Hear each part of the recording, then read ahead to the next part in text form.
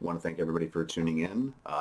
Thank you all patrons for your sponsorship and involvement in this channel. And we're going to be reading this week from Storybook Fables. It's got a number of my favorites in here. And I was going to dive in with Beauty and the Beast. Good evening, everybody. All nestled in, ready for bedtime. Got a blanket, our PJs. Let's go ahead and get started. Tonight we're going to read Beauty and the Beast. Once upon a time, there was a very rich merchant who had 3 daughters. The girls were all pretty, but the youngest was so striking that even as a child, she was given the nickname Beauty. As she grew, the name continued to suit her, so Beauty she remained. She was not only beautiful to look at, but a lovely person on the inside as well, and everyone who knew her adored her. Everyone, that is, except her 2 sisters, who were envious of her in every way. Where she was humble and kind, they were proud and cruel. One day, without warning, the merchant lost his fortune. Overnight, the once wealthy family was forced to move from their luxurious mansion in the city to the merchant's only remaining property, a humble farm in the country. The man went from being a gentleman in fine clothes to being a laborer in the fields. Beauty's life also changed. The girl's mother had died when Beauty was a young girl, and now, from early morning until well after dark, she alone cooked, sewed, cleaned, and did 1,001 things it took to keep a household running smoothly. Even though her new life was hard and often made her sad, she learned to take pride in her work, and at the end of a long day she looked forward to resting by the fire, where she would read to her father or play her harp. Her sisters, however, could not adapt to this new lifestyle. When they weren't wailing and moaning, they were cross and spiteful. Bored with country life, they slept late every morning, then expected Beauty to wait on them hand and foot. The young men who had come to call when the sisters were rich no longer cared to visit proud young women who were now poor.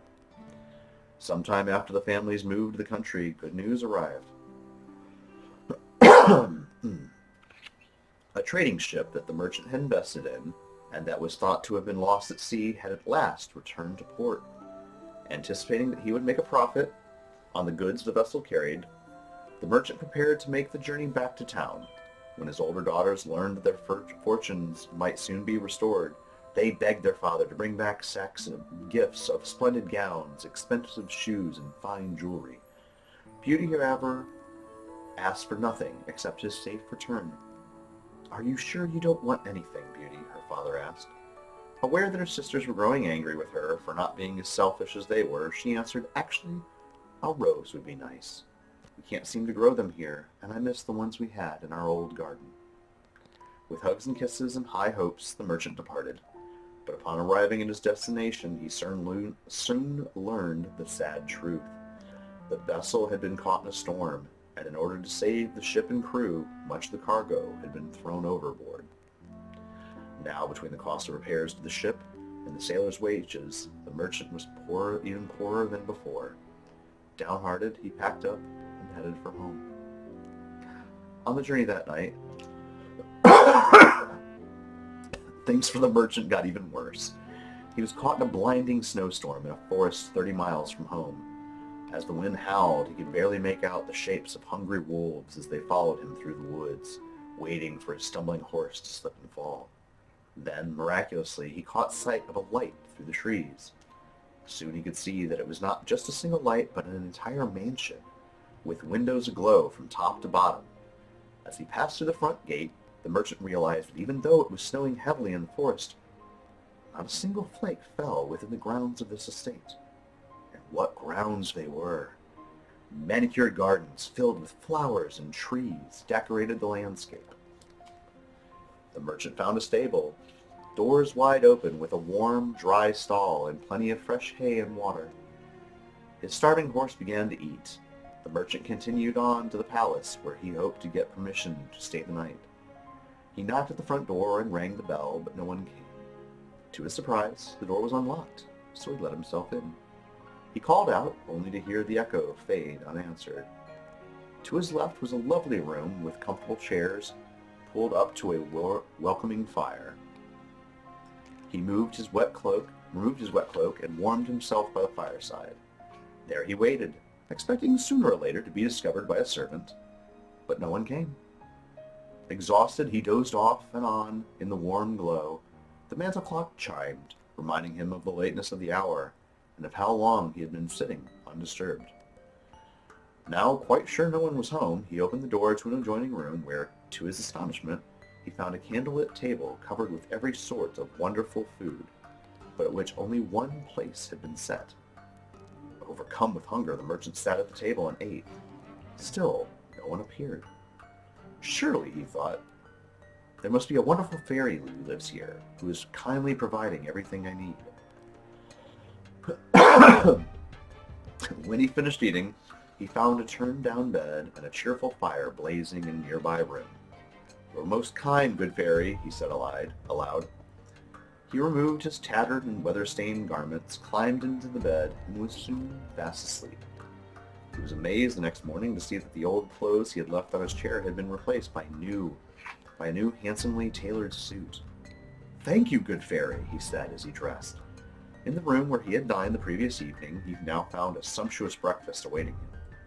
Later, as he walked to the stable, he passed beneath a beautiful trellis covered with the loveliest roses. Reminded of his daughter Beauty and her simple request, he plucked a single blossom. Suddenly, from behind him, there came a terrifying roar. He turned to see a horrible monster about to pounce on him. "How dare you?" the beast snarled. "I have saved your life, fed and clothed you, and made you a guest in my house, and you steal the one thing I love the most, my roses. I'll give you 15 minutes to make your peace with heaven, and then you will pay dearly for your thievery." "Please," cried the merchant, and he fell to his knees, trembling. "Please, my lord, have pity. I took the rose only as a gift for one of my daughters, Beauty. I had no idea." "Ah, so you have daughters, do you?" the beast growled. "Well, I will spare your life only if one of your daughters will come to take your place. But she must come of her own free will, and before you go, you must swear to me that if one of them refuses to come, you will return here yourself in 7 days." I swear," the frightened man said. The merchant had no intention of letting one of his daughters take his place, but he agreed, if only to have a chance to say goodbye to his children. Then as he turned to go, the beast stopped suddenly, and in a surprisingly kind voice said, "No guest of this house ever goes away empty-handed. You will find a chest in the room where you slept. Fill it with whatever you want, and I'll have it sent to your home." With that, the beast left. In the bedroom, the merchant did indeed find a chest, and next to it were pieces of gold and jewels. "Well," he thought, "if I am going to die, at least my children will be provided for." So he placed some gold and jewels in the chest, closed the lid, and went to the stable to get his horse. When he arrived home, his daughters rushed out to greet him, and as he hugged them, he burst into tears. He handed Beauty the rose that he still held in his hand, and then told them the entire story. When he had finished, the older daughters wept and angrily turned on Beauty. "It's all her fault. She just had to have a rose," they sneered, "and look, she hasn't shed a single tear." "What good will crying do?" replied Beauty, who indeed did not weep like her sisters. "Besides, father is not going to die. I asked for the rose, and I intend to pay the price by going to the beast's palace." "No, Beauty," the merchant said. "I will not hear of you sacrificing your young life for mine." "Father, it's of no use for you to try to stop me." Beauty's voice was firm. "I could not live with myself if I knew you had died because of my foolish request." The merchant knew that it was pointless to argue, and was deeply sorry that it had come to this. His older daughters, on the other hand, were secretly glad, thinking that soon they would finally be rid of their faultless little sister. That evening, when the merchant went to his bedroom, he found the chest that the beast had promised to send. He asked Beauty what she thought he should do with the treasure. "While you were away," Beauty said, "2 young gentlemen began calling on my sisters. Perhaps it would be best to set aside the money for their dowries. That way, if anything happens, at least they'll be taken care of. The merchant thought this very sound advice and did as she suggested. All too quickly the 7 days passed, and it was time to return to the Beast's palace. The older sisters made a great show of grief as they said goodbye to Beauty, pretending to cry and faint from sorrow. The merchant's horse knew the way, and by nightfall they found themselves at the gates of the Beast's estate. Just as before, the magnificent palace was aglow. Had it not been for the terrifying nature of their visit, Beauty surely would have enjoyed the spectacle. The father and daughter found the gardens, stable, and palace all empty as before, but this time the banquet table was set for 2 instead of just 1. I suppose this beast wants to fatten me up before he devours me, Beauty thought, so she tried to enjoy what she assumed would be her last meal. As they finished eating, the beast suddenly joined them. He was more frightening than she had ever imagined, and his terrifying presence filled even that large chamber. The merchant gasped and couldn't stop himself from crying, for he knew that the moment he had feared the most was now upon them. Beauty trembled with horror, but desperately tried to compose herself for her father's sake. "So your daughter came after all," said the beast, as he fixed his ferocious gaze upon them. "Tell me, do you come of your own free will?" She had looked away, but as she answered, her eyes met his. "Yes," she replied. "Then you are a good daughter," he said in a quiet voice. The tone of his reply surprised Beauty, and for a moment she thought perhaps there was some kindness deep within the beast after all. But then he turned to her father. "And you," he said sternly, "you must leave tomorrow morning and never return. Good night, Beauty," he said, and then he left as quickly as he had come. This encounter with the monster had left her father weak and exhausted. As he leaned heavily on her, she helped him into a bed in the next room, where he quickly went to sleep. Beauty found a bed for herself in an adjoining chamber. That night, she dreamed of a lovely woman that came to her aid and said, "Do not fear, Beauty, for your kindness to your father will not go unrewarded." Next morning, she told her father about the dream. "Perhaps," he said, a bit comforted, "the kind fairy who lives in this enchanted place will help you." As he prepared to leave, the merchant kept insisting that it was he who should be staying and not his daughter. But Beauty had made up her mind. After many tears and farewell embraces, Beauty watched as her father rode through the gates and pointed his horse towards home. The sadness of seeing her father for the last time overwhelmed the girl, and she wept. As she dried her tears and walked back to the palace, she realized that hiding from the beast would be useless. So she gathered up her courage and began to walk from room to room. Soon she came to a door over which were written the words, "Beauty's Room."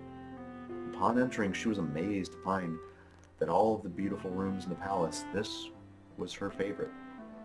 There were shelves loaded with books, a closet full of the loveliest gowns, volumes of sheet music, and a large variety of musical instruments, including a harp.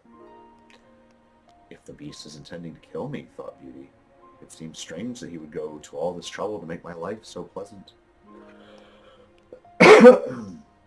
She removed a book from the shelf and found an elegant gold inscription inside.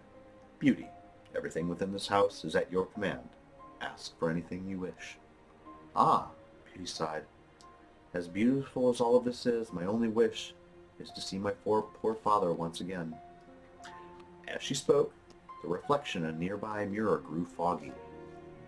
Out of the mist appeared her father, stooped with sadness as he rode into their farmyard. Her sisters rushed out to meet him. Even though they pretended to be sad that Beauty was not with him, she could see in their faces that they were secretly glad to be rid of her. The image faded, then disappeared altogether. Beauty was grateful that the beast had allowed her to see her father again. Perhaps, she thought, this monster is kinder than he appears. At lunchtime, Beauty found a lavish meal laid out for her in the dining room. Even though she ate alone, she enjoyed a lovely concert played by invisible musicians. That evening at dinner, her host finally made an appearance. As she was about to seat herself at the table, Beauty was startled to see the beast standing in the shadows at the edge of the room.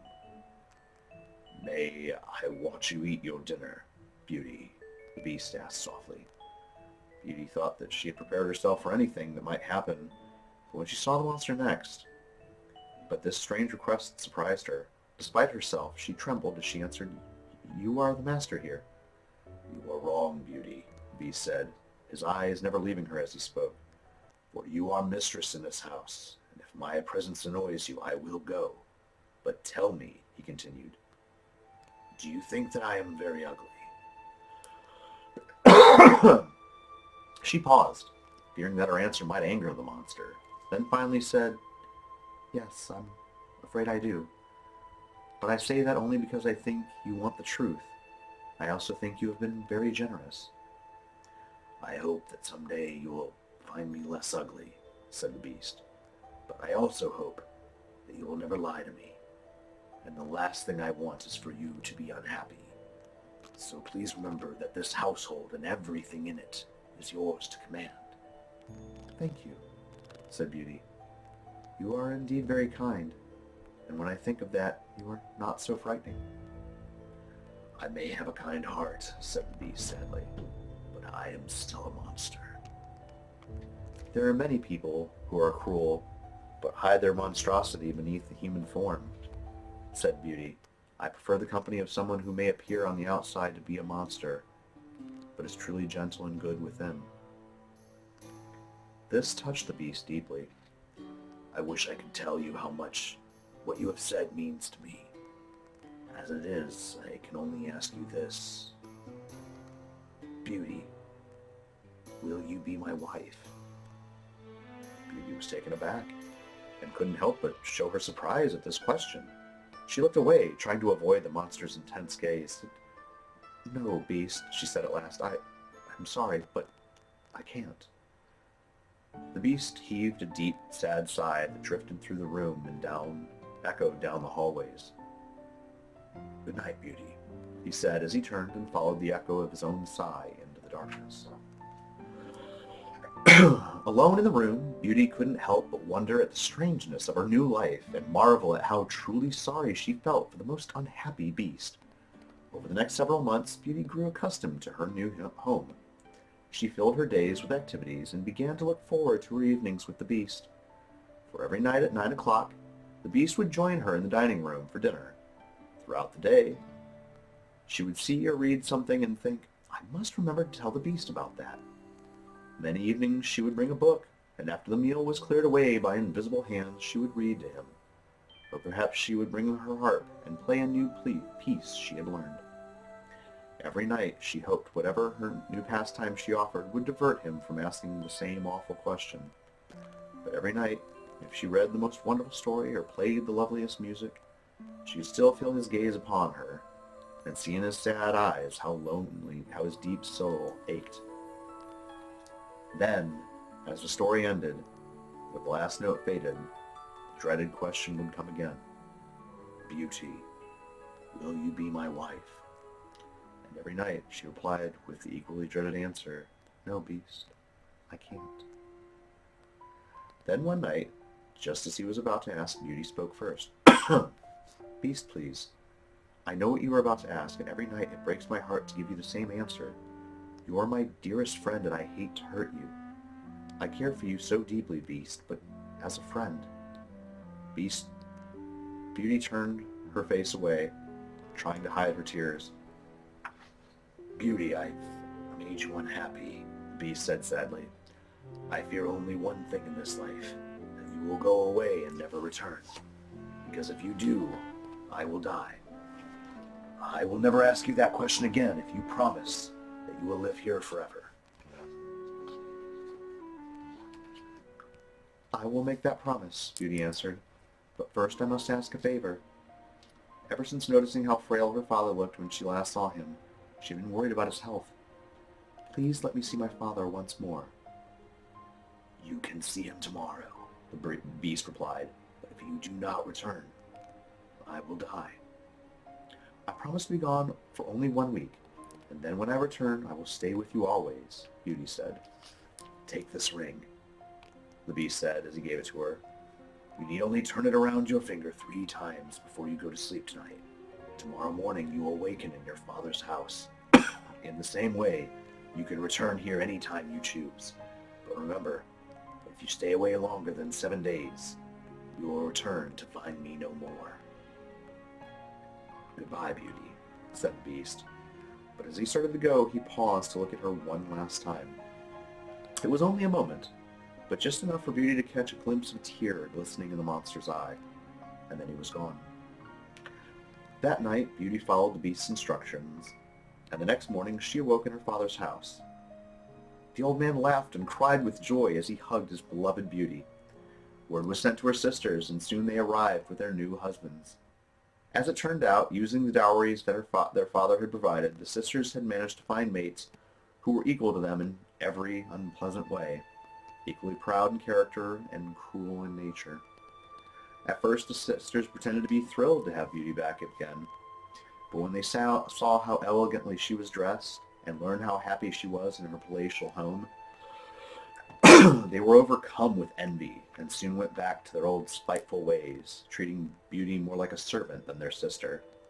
Within days, Beauty had grown weary of their mistreatment and longed to return to the kindness of the beast. When she told her family that she must leave at the end of the week or her friend would die, the cruel sisters immediately realized how they could destroy her happiness. Suddenly, they were oozing with sweetness. "Oh, little sister," they begged through false tears. "Please stay just a few more days. We love you so." Beauty was touched. Her whole life she had so yearned to be cared for by these evil creatures that she fell into their trap. 7, and then 8, and then 9 days passed. On the night of the 9th day, she had a frightful dream in which she ran through the palace searching in vain for the beast. Finally, she found him lying on the ground in the garden, dead. She woke up crying, twisted the ring around her finger 3 times, and drifted back to sleep. When she awoke the next morning, she was home in the palace of the beast. Just as in her dream, she ran from room to room, hoping to find him. Frantic, she ran into the garden, where her nightmare came true, for there, on the ground by the fountain, lay her beast.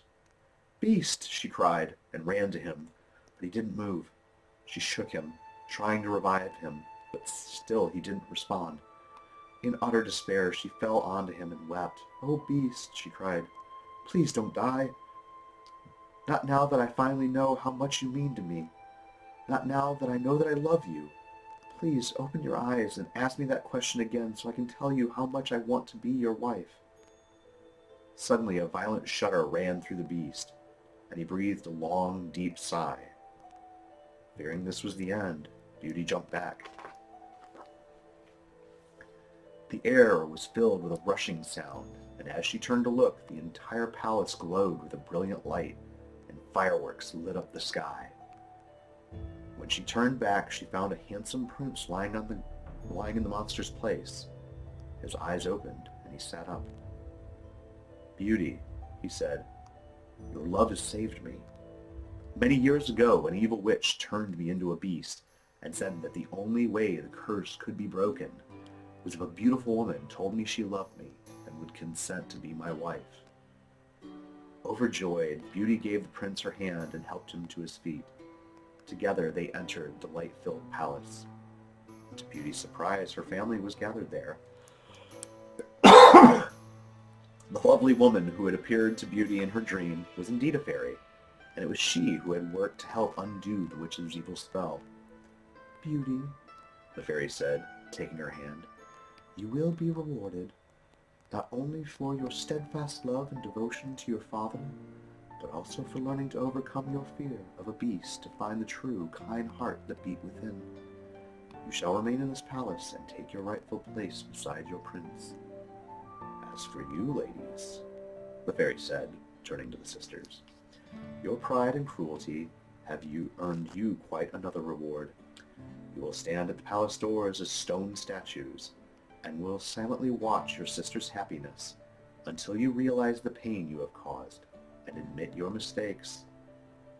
You will, I fear, remain statues for a long, long time." With a wave of her wand, all was accomplished. The prince's lands and his subjects were all restored to him. The royal couple ruled with wisdom and kindness, and lived happily ever after.